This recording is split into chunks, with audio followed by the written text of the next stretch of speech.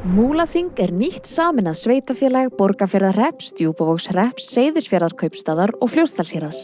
Nýja sveitarfélagið víðfeðmasta sveitarfélag landsins eða rúm 10% af flatarmáli Íslands og 5.000 manns kalla það heimili sitt. Með sameiningunni vonast Múlaþing til að stjórnsýslan verði öflug, rekstur hagkvæmur og þjónusta góð. Leið byggðarkjörnum áframtryggt ákvörðunarvald í mikilvægum málefnum sem snerta nærsamfélagið með heimastjórnum á hverjum stað. En hvernig virka þessar heimastjórnir? Hvert fara reikningarnir mínir? Hvar skrái ég köttinn minn? Og hvar sæki ég skóla eða styrki?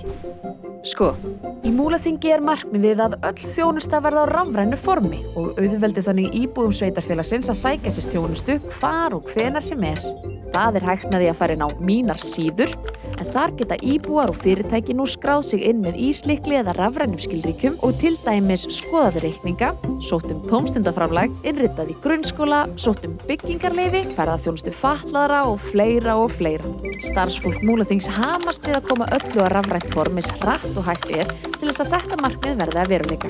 En ef íbúar með ábendingu, fyrirspurnir eða vangaveltur sem það langar að koma á framfæri, já kæri íbúi, þá nokkrir valmöguleikar fyrir hendi. Þú getur hringt í þjónustuveru Múlaþings, þú getur sent tölvupóst, þú getur sent bréfpóst, þú getur sent okkur skilaboð á Facebook Messenger en þar finnur okkur undir sveitarfélagið Múlaþing. En formleg erindi þarf að senda á mulathing@mulathing.is eða skila á næstu skrifstofu Múlaþings.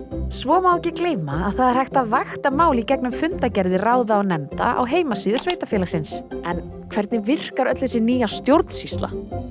Sveitarfélaginu stýrt af sveitarstjórn sem skipið 11 fulltrúum sem kjörnir voru af íbúum sveitarfélagsins.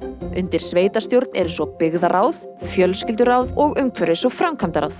Byggðaráð fer með framkvæmdastjórn og fjármálastjórn sveitarfélagsins, en það gegnir einnig hlutverki jafnréttisnefndar og fer með atvinnu- og menningarmál. Fjölskylduráð fer með fræðslu- og félagsþjónustu, íþrótta- og æskulýðs- og forvarnamál sveitarfélagsins. Umhverfis- og framkvæmdaráð fer með skipulags- og byggingamál ásamt því að sjá framkvæmda- og hafnarmál Múlaþings. Auk þessara ráða ungmennaráð, öldungaráð og notendaráð málefni fatlaðs fólks hjá sveitarfélaginu, svo sem flestir íbúar hafi rödd í málefnum sem þá varðar. Múlaþing fyrsta sveitarfélag landsins til þess að taka upp heimastjórnir. Þær 4, ein á Seyðisfirði, ein á Borgarfirði, ein á Djúpavogi og ein á Fljótsdalshéraði. Í hverri heimastjórn sitja 3 fulltrúar. Markmiðið að tryggja áhrif og aðkomu heimamanna að ákvörðunum í þeirra nærumhverfi. Þú getur haft samband við fulltrúa heimastjórnar og sent erindi merkt henni á netfangið mulathing@mulathing.is eða komið erindinu á viðeigandi skrifstofu. Kynntu þér heimasíðu Múlaþings og allar upplýsingarnar sem þar að finna. Hjálpumst að við að gera sveitarfélagið okkar betra. Múlaþing, sterkari saman.